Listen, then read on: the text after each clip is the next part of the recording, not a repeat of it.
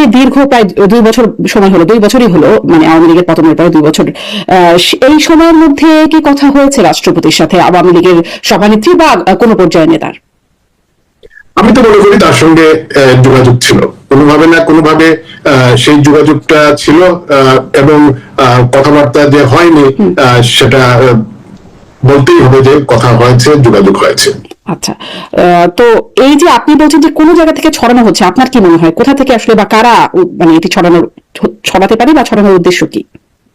আমি তো মনে করি এটা বিএনপি তারা তাকে রেখে তাদের যে ফায়দা বা তারা যা যা মনে করেছেন তাদের হয়তো তাদের সেই প্রয়োজনটা শেষ হয়ে গিয়েছে, বা তারা হয়তো রাষ্ট্রপতির কাছ থেকে হয়তো তারা মনে করছেন যে তাদের আর কিছু পাওয়ার নেই, এবং তিনি থাকলে সেটা তাদের জন্য একটা ক্ষতির কারণ হতে পারে, এই আশঙ্কার থেকে তারা সরিয়ে দিচ্ছেন। এবং মানে বিএনপি যেটা মনে করতে পারে বলে আপনার কি মনে হয়, কি ক্ষতির কারণ হতে পারেন রাষ্ট্রপতি? কারণ রাষ্ট্রপতি তো খুব অবগত মানে মানে কি বলে অনুগত হিসেবেই কাজ করছেন, হ্যাঁ বলে মনে হয় বা দৃশ্যমান হয়। দেখুন, বাংলাদেশ সরকার হলো যেহেতু সংসদীয় সরকার, রাষ্ট্রপতি সাংবিধানিক পদ বটে কিন্তু অনেকটাই অলংকারিক। তো এই কারণে তিনি এখন যে দায়িত্ব পালন করেছেন বা যেটা করেছেন, আমি আগেই বলেছি যে বঙ্গবন্ধু কন্যা বা আওয়ামী লীগ সরকারের পরিবর্তনের পরে তার পাশে আমরা যেভাবে আমরা দেখেছি 3 বাহিনীর প্রধানরা গিয়েছেন এবং তার পাশে দাঁড়িয়ে তাকে দিয়ে যে ঘোষণাগুলো দেওয়ানো হয়েছে, তো এই পরিপ্রেক্ষিতে আবার যে এই ধরনের একটা পরিস্থিতি বা উদ্ভূত পরিস্থিতি তৈরি হবে না। আপনি একটা জিনিস দেখুন, সরকার পরিবর্তনের পরে 3টা পদ কিন্তু গুরুত্বপূর্ণ ছিল: রাষ্ট্রপতির পদ, প্রধান বিচারপতির পদ, স্পিকারের পদ। স্পিকারের বিষয়টা আপনারা জানেন কি হয়েছে না হয়েছে, এটা তো লুকানোর কিছু নেই। প্রধান বিচারপতিকে মপ করে দায়িত্ব থেকে সরিয়ে দেওয়া হয়েছে, এখন রাষ্ট্রপতিকে সরিয়ে দেওয়া হলো। এবং এই যে আপনার জুলাই আগস্টের সেই আন্দোলনে সরকারের ভূমিকা কি ছিল, পুলিশ প্রশাসনের র্যাবের ভূমিকা কি ছিল, সেটা নিয়ে আমরা অনেক দীর্ঘ আলোচনা করতে পারি, কিন্তু যে প্রক্রিয়ায় সরকারকে সরিয়ে দেওয়া হয়েছে, যে প্রক্রিয়ায় নতুন সরকার এসেছে বাংলাদেশের সংবিধান অনুযায়ী, সেটা পুরোটাই কিন্তু অসাংবিধানিক এবং বেআইনি ভাবে হয়েছে।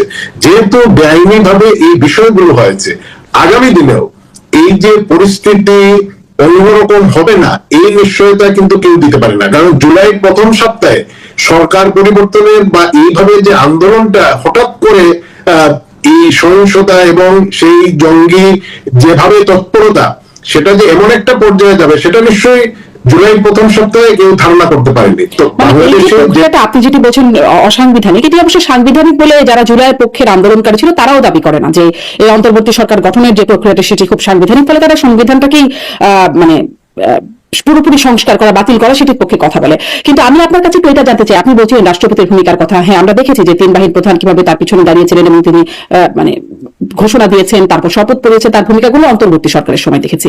কিন্তু তিনি তো মূলত আওয়ামী লীগ সরকারের নিয়োগ করা, একদম যদি বলি শেখ হাসিনা নিয়োগ করা, তিনি রাষ্ট্রপতি এবং তিনি ছাত্রলীগ করা একজন ব্যক্তি, তিনি নিজেই বলেছেন, এবং প্রচন্ড রকমের শেখ হাসিনার অনুগত ছিলেন। শেখ হাসিনার পায়ে ধরে সালাম করা সেই ছবিও তার খুব এসেছিল। পরবর্তীতে তো ওই অবস্থান দেখলাম, কিন্তু তারপরে যখন বিএনপি সরকার আসলো তখন তো লিখিত বক্তব্যে আওয়ামী সরকারকে ফ্যাসিস্ট, স্বৈরাচার ইত্যাদি বলেছেনই, সেটি না হয় লিখিত বক্তব্য, কিন্তু এমনকি গণমাধ্যমে দেওয়া সাক্ষাৎকারেও তিনি বলছেন যে মানে যেখানে আগে তিনি বলেছিলেন বেগম জিয়া মানে জিয়াউর রহমান, তারপরে এরশাদ, তারপরে বেগম জিয়া, তাদের আমলে কিভাবে মুক্তিযুদ্ধের চেতনা তছনছ হয়েছে বলে তিনি ঘোষণায় বলছিলেন, তার ভাষণে বলছিলেন, সেখান থেকে এসে তারেক রহমানের ভূয়সী প্রশংসা করছেন, কিভাবে মুক্তিযোদ্ধার সন্তান হিসেবে তিনি কিভাবে দেশ পরিচালনা করবেন সেটা নিয়ে তার মুগ্ধতার কথা বলছেন, একদম গদগদ প্রশংসা আর কি যাকে বলে, সেটা দেখাচ্ছেন। আসল চেহারা কোনটা রাষ্ট্রপতির? আপনাদের সময় যেটা দেখলাম সেটা, নাকি বর্তমান সময় যেটা দেখলাম সেটা? অন্তর্বর্তীকালীন সময় না হয় তাকে বাধ্য করে করানো হয়েছে। দেখুন শামিন, আপনি যে কথাগুলো বলেছেন আপনার প্রত্যেকটি কথার সঙ্গে দ্বিমত করার কিন্তু কোনো সুযোগ নেই, কিন্তু এই জায়গায় যে কোনো মানুষ বা ব্যক্তি তিনি কিন্তু সঠিক সময়ে সঠিক কাজ করবেন, অনেক সময় সেটা নীতি, নৈতিকতা, সাহসিকতা সেটা প্রদর্শন করতে পারেন না। আমি মনে করি বাংলাদেশের সংবিধান অনুযায়ী আমরা মহামান্য রাষ্ট্রপতি হিসেবে তাকে সম্বোধন করতে পারি। তিনি এই পদটির প্রতি অসম্মান করেছেন, আমি শুধু এটুকুই বলতে পারি। আচ্ছা, তিনি পদটির প্রতি অসম্মান করেছেন, কিন্তু আসলে কোনটি তার আসল চেহারা সেটি আপনি স্পষ্ট নন। দেখুন, আমি তো বললাম যে তিনি, কারণ আপনি কখনোই দ্বিচারিতা করতে পারেন না, এটা যে কোনো ভাবে নীতি নৈতিকতার বাইরে। তিনি তার দীর্ঘ রাজনৈতিক তার যে ইতিহাস আমরা জানি, পরবর্তীতে তিনি দুদকের দায়িত্বপ্রাপ্ত একজন ব্যক্তি ছিলেন, তারপরে রাষ্ট্রপতির দায়িত্ব তিনি পেয়েছেন। তো এখন পর্যন্ত তার যে ভূমিকা, সংবিধান তো সবার জন্যই সমান। সংবিধান যেভাবে রাষ্ট্রপতির জন্য, প্রধানমন্ত্রীর জন্য, একজন সংসদ সদস্যের জন্য, সাধারণ নাগরিকের জন্য, সেনাবাহিনীর জন্য, সকলের জন্যই সমান। এবং সংবিধান, আপনি আপনার কিছুক্ষণ আগে একটি মন্তব্য করেছিলেন যে যারা সেই জুলাই আগস্টের আন্দোলনের সঙ্গে ছিল তারা সংবিধান মানেন না। হ্যাঁ, তারা তো শুধু সংবিধান কেন, তারা স্বাধীনতাও তো মানেন না। স্বাধীনতা, সেই মুক্তিযুদ্ধের শহীদের সংখ্যা মানেন না, যা মা বোনদেরকে ধর্ষণ করা হয়েছিল যে সংখ্যা, সেগুলোকে তারা মানেন না। জাতীয় সঙ্গীতের প্রতি তারা সম্মান প্রদর্শন করেন না। তারা তো অনেক কিছুই মানেন না, এখনো মানছেন না, ভবিষ্যতেও তারা মানবেন না।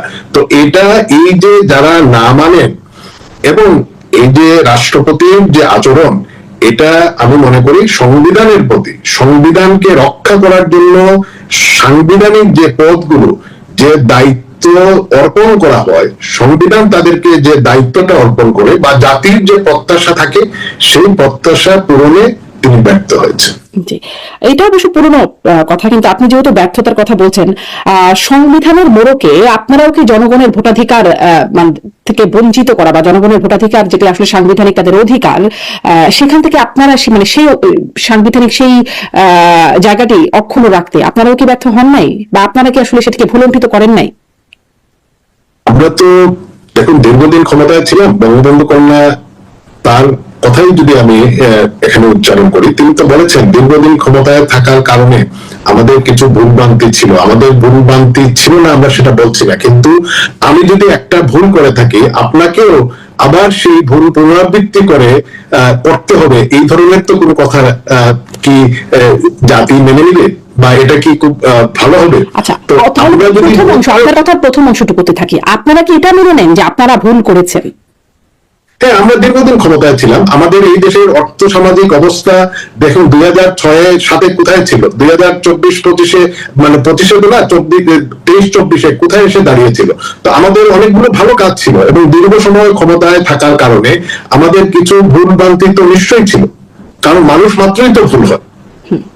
আচ্ছা, এটা কি ভুল, মানে মানুষ মাত্রই ভুলের মতো একটা ভুল, সাধারণ ভুল, মানে মানুষকে মানে এক টার্মের পর আর একটা, তারপর আর একটা টার্ম, এরকম তাদেরকে ভোটাধিকার থেকে বঞ্চিত করা, এটা কি একটা সাধারণ মানুষ মাত্রই ভুল? না, আপনি দেখুন, আমি খুব স্পষ্ট ভাবেই কথা বলি। আপনি কি একটার পর একটা কোনটার কথা বলবেন? আপনি 2008-এর নির্বাচন, 2014-এর নির্বাচন, 18-এর নির্বাচন, 24-এর নির্বাচন, আপনি তো এক কাতারে নিলে হবে না। এই যে ইউনূস সাহেব যে মেটিকুলাস ডিজাইনের কথা বলেছেন, দেখুন, বঙ্গবন্ধু কন্যার সবচেয়ে বড় যে ইমেজ এবং তার সবচেয়ে বড় যে অর্জনটা ছিল, তিনি দেশে ফিরে এসে মানুষের রাজনৈতিক অধিকার এবং ভোটাধিকার, এই আন্দোলনের জন্য নেতৃত্ব দিয়েছেন এবং তিনি সফল হয়েছেন। তো এই জায়গায় তার ভাবমূর্তিকে নষ্ট করার জন্য, নিঃসন্দেহে যারা তার ভাবমূর্তি নষ্ট করার জন্য নির্বাচনে বিভিন্ন অনিয়ম করেছে, আওয়ামী লীগ ক্ষমতায় ছিল, আমরা ক্ষমতায় ছিলাম, আমরা এই দায় এড়াতে পারি না, এই দায় এড়ানোর কোনো সুযোগ নেই। কিন্তু দেখুন, নেত্রীর ইমেজকে যারা প্রশ্নবিদ্ধ করার জন্য এই কাজগুলো করেছে, এবং তারা ধীরে ধীরে সেই প্লটটা তৈরি করেছে, সেই প্লটটা কি শুধু 18 বা 14, সেটা কিন্তু বিডিআর নিউক্লিনের মতো যে ঘটনাটা, নৃশংস ঘটনা, এই ঘটনার আগে থেকেই কিন্তু বিভিন্ন দেশি বিদেশি চক্রান্তে এই ঘটনা, এটা কি শুধু বিডিআর এর জওয়ানদের দ্বারা সংগঠিত হয়েছে? তারা কি এতই সাহসী ছিল যে বিডিআর এর অফিসারদেরকে হত্যা করবে, তাদের পরিবারকে নির্যাতন করবে? এবং আপনি দেখুন, সেই সময় সেই ঘটনার সঙ্গে যারা জড়িত ছিল, দোষী সাব্যস্ত হয়েছিল, তাদেরকে বিএনপি ক্ষমতায় এসে ইউনুস অবৈধভাবে ক্ষমতা দখল করে তাদেরকে একে একে সকলকে কিন্তু জেল থেকে ছেড়ে দিল। শুধু কি জঙ্গিদেরকে ছেড়ে দেওয়া হয়েছে? আজকে এই যে বিচারহীনতার সংস্কৃতি এবং এই সবকিছুকে কিন্তু আপনি একই ফ্রেমে দেখতে হবে। আপনি যদি বিচ্ছিন্ন করে এক একটা ঘটনাকে দেখেন, এই এক একটা ঘটনা সঙ্গে আরেকটার কিন্তু একদম সম্পূর্ণ যোগসূত্র আছে। দেশি বিদেশি পক্ষ জড়িত বলে, বিদেশি কারা জড়িত? বিদেশি এটা এই যে বিদেশি কারা জড়িত, সেটা তো বিদেশি গণমাধ্যমে বিভিন্ন আন্তর্জাতিক রাজনৈতিক বিশ্লেষক যারা, তারা কিন্তু দেশে দেশে কারা জাতীয়তাবাদী শক্তিগুলোকে ধ্বংস করতে চায়, কারা বিভিন্ন মহাদেশে জাতীয়তাবাদী জনপ্রিয় নেতাদেরকে বা যারা তার দেশের জনগণের অধিকার নিয়ে কথা বলেন তাদেরকে কিভাবে হত্যা করতে চায়, নির্বাসনে দিতে চায়, রাজনীতি থেকে দূরে সরিয়ে দিতে চায় এবং তাদের পছন্দের পাপেট গভর্নমেন্ট নিয়ে আসতে চায় ইউনুস মার্কা, এটা কিন্তু সবাই জানে।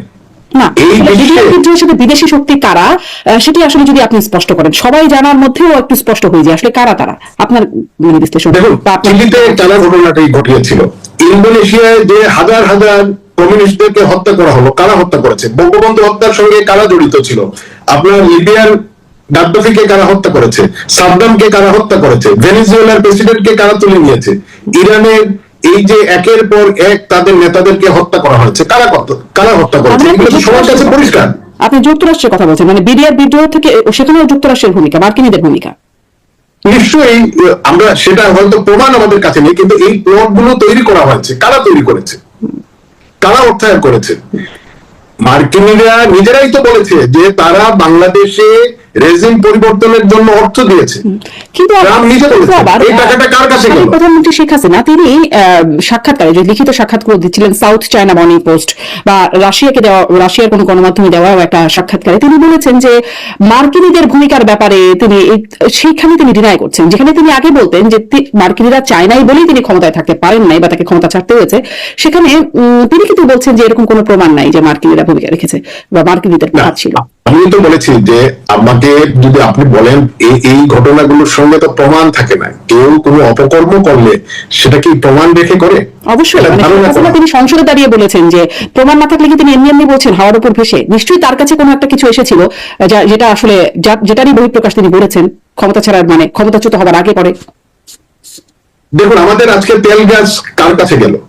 আমাদের আধিপত্যবাদের বিরুদ্ধে আমাদের দেশে তো সেই আন্দোলনের সময় বলা হয়েছিল, কৌটার কথা বলা হয়েছিল, বঙ্গবন্ধু বাংলায় বৈষম্যের ঠাঁই নাই বলা হয়েছিল, কিন্তু 5ই আগস্টেই তো 32 নম্বরে গিয়ে আক্রমণ করা হলো, বঙ্গবন্ধু ভাস্কর্য ভেঙে ফেলা হলো, মুক্তিযুদ্ধের বিভিন্ন স্তম্ভে আঘাত করা হলো। তো এই যে বিষয়গুলো আপনি দেখুন, এইখানে আজকে আমাদের দেশে যে চুক্তিটা হলো আমেরিকার সঙ্গে, এই চুক্তিতে বাংলাদেশের কোন স্বার্থটা সংরক্ষিত হয়েছে? সেটা কৃষক হোক, শিল্পপতি হোক, সাধারণ মানুষ বা ভোক্তা হোক, প্রত্যেকেই কিন্তু আজকে একটা ঝুঁকির মধ্যে পড়েছেন। ওষুধ শিল্প বলেন, গার্মেন্টস বলেন, এমনকি আপনি যে শুধুমাত্র ক্ষমতায় থাকার জন্য আপনার অসাংবিধানিক, বেআইনি ভাবে, অমানবিক ভাবে দেশের মানুষকে বিভিন্ন ভাবে ধোঁকা দিয়ে আপনারা যত অপকর্ম করেছেন, সব অপকর্ম থেকে প্রথমে তো ইন্ডেমনিটি দিয়েছেন সেই সমস্ত জঙ্গিদেরকে যারা সাধারণ মানুষকে হত্যা করেছে, সরকারি সম্পত্তি ধ্বংস করেছে, পুলিশকে হত্যা করেছে, জ্বালিয়ে মেরেছে, 450 থানা থেকে অস্ত্র লুট করে নিয়েছে, তাদেরকে ইন্ডেমনিটি দিলেন এবং নিজের ইন্ডেমনিটির জন্য যে চুক্তিটি করলেন, সেই চুক্তি করার পরে বাংলাদেশের ব্যবসায়ী বা সাধারণ মানুষের কোন কাজে আসলো? আপনি সেই সময় বলেছিলেন, এই আসিফ নজরুলদের মতো আরো অনেকেই বলেছিলেন যে ভারতের আধিপত্য, ভারতের 26 লক্ষ মানুষ কাজ করে, ভারতের সঙ্গে বিভিন্ন গোলামী চুক্তি হয়েছে। 2 বছর ইউনুসের সেই নবের সময়টা গেল, বিএনপি এখন ক্ষমতায় আছে, তারা কি কোনো একটা চুক্তির কোনো একটি ক্লজ, একটি লাইন, একটি শব্দ দেখাতে পেরেছে? আওয়ামী লীগ বা বঙ্গবন্ধু কন্যা জয়ন্তী শেখ হাসিনা আমাদের প্রধানমন্ত্রী, তিনি যে কোনো দেশের সঙ্গে বাংলাদেশের স্বার্থ বিরোধী কোনো চুক্তি করেছেন, কোনো কাজ করেছেন? আজকে আপনার করেছে সেটা আসলে হয় নাই, কিন্তু আপনি আপনার যে অবস্থানটা, যে মার্কিন দোষের একটা জায়গা আছে, আমি এখান থেকে আসলে পরে প্রশ্নটা একটু তুলে রাখছি, কারণ আগের অংশটাই শেষ হয়নি, যেটি যে শেখ হাসিনা ফেরার যে বার্তা দিচ্ছেন, মার্কিনরা চায় নাই বলেই বা আমেরিকা চায়নি বলেই তাকে পদচ্যুত হতে হয়েছে। এখন আমেরিকাকেই দোষারোপ করে বা আমেরিকা না চাইলে আপনারা ফিরতে পারবেন কিনা সেই প্রশ্নটা একটু পরের জন্য তুলে রাখলাম, কিন্তু কথা হচ্ছিল যে রাষ্ট্রপতির এখন পদচ্যুত হওয়ার ব্যাপারটা আসছে। আপনি বলছিলেন 3টা গুরুত্বপূর্ণ পোস্ট, আরো একটা গুরুত্বপূর্ণ পোস্ট সাংবিধানিক না হলেও সেনাপ্রধান, তিনি এবং রাষ্ট্রপতি তারা বহাল থেকে গেলেন আপনাদের ক্ষমতা হারানোর পরেও। সম্প্রতি আওয়ামী লীগের সাধারণ সম্পাদক ওবায়দুল কাদের একটা সাক্ষাৎকারে, একটা ভার্চুয়াল বৈঠকে তিনি বলছিলেন